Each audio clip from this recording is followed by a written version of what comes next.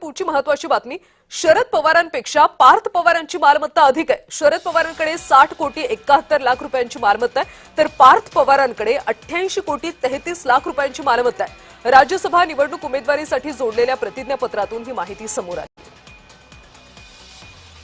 शरद पवार यांच्यापेक्षा पार्थ पवार यांची मालमत्ता जास्त असल्याचं सध्या पाहायला मिळतंय. आणि या सगळ्या संदर्भात आपण प्रतिक्रिया घेऊयात सामाजिक कार्यकर्त्या अंजली दमानिया यांच्याकडून.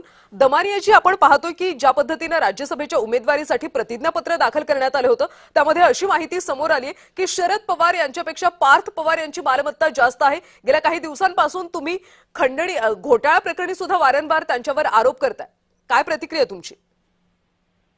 मला असं वाटतं की दोघांचीही दाखवलेली मालमत्ता खोटी. शरद पवार अतिशय शातीर राजकारणी आहेत. ते आतापर्यंत त्यांची ज्याच्या मला वाटतं 1000 पट जास्त त्यांची मालमत्ता असेल, पण ते दाखवणार नाहीत आणि त्यांना त्याच्यातलं सगळं माहिती आहे. आता त्याच रांगेत कुठेतरी पार्थ पवार आलेला आहे आणि तो देखील आता बऱ्याच गोष्टी कशा लपवायच्या याचे वगैरे धडे घेत असेल. पण मला असं वाटतं की या दोघांचीही मालमत्ता खरी नाही, ती याच्या कितीतरी पट जास्ती आहे.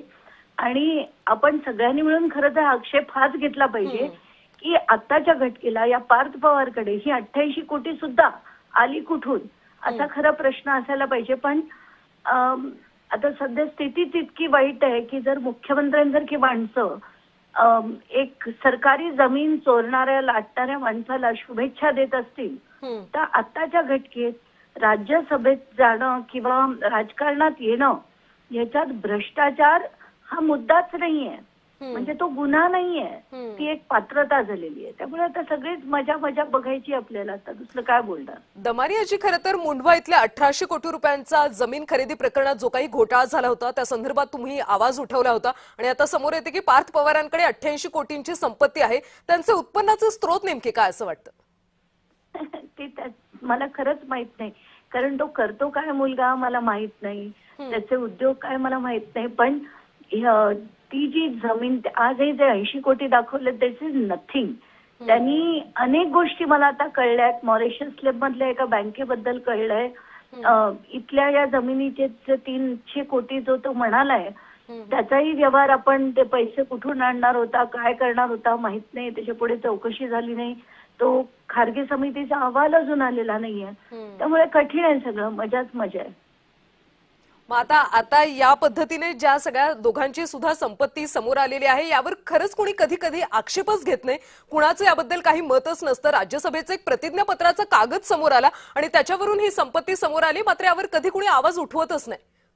तुमचं काही म्हणणं आहे का? तुम्ही यावर काही सवाल उपस्थित करणार का? आता नाही, आता प्रॉब्लेम असा झालाय की एकटी कुठे कुठे लढू आणि लढणं संपतच नाहीये, पण त्यातनं निष्पन्न काही होत नाहीये. म्हणून मला स्वतःला हताश झाल्यासारखं वाटतंय की आताच्या घटकेला पार्थ सारखा मुलगा, ज्याला कुठल्याही प्रकारची म्हणजे सरळ उभं राहण्याची रात्री त्याच्यात ताकद नसते, तो मुलगा माझ्या राज्यसभेत जाणार. ज्यांनी सरकारी जमीन लाटण्याचा प्रयत्न केला तो माझ्या राज्यसभेत जाणार का? म्हणजे आता किती प्रश्न विचारू, कुठे कुठे लढू आणि एकटीच लढते की काय अशी वाटायला लागलंय.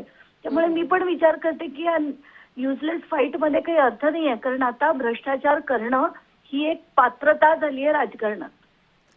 नक्कीच दमानियाजी, त्यामुळे तुमच्यासोबत आणखी काही सामान्य लोक सुद्धा यावर आता सवाल उपस्थित करतात का हे पाहणं सुद्धा अतिशय महत्त्वाचं आहे. धन्यवाद प्रतिक्रियेसाठी. तर ही महत्त्वाची बातमी आपण पाहतोय. शरद पवारांकडे 60 कोटी रुपयांची मालमत्ता आहे, तर नातू पार्थ पवार यांच्याकडे 88 कोटींची संपत्ती असल्याचं समोर आले. राज्यसभेतल्या प्रतिज्ञापत्रामधून ही माहिती समोर आली.